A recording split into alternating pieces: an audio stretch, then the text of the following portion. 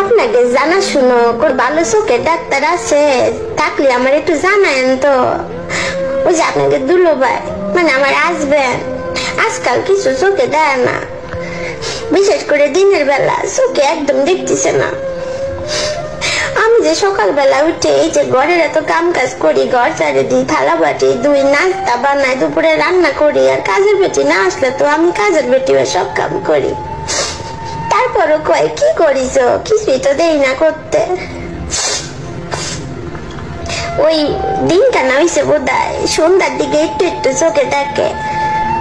সারাদিন কাম করে যখন ওই সোফার মধ্যে একটু আরাম করে বসি, সারাদিন পর একটু মোবাইল টিপি, তখন কয় মোবাইল টিপতেছ, তখন চোখে সারাদিন রাত এত কাম করি সেগুলো চোখে দেখে না। একটা ভালো চোখে ডাক্তার দেখাতে হবে।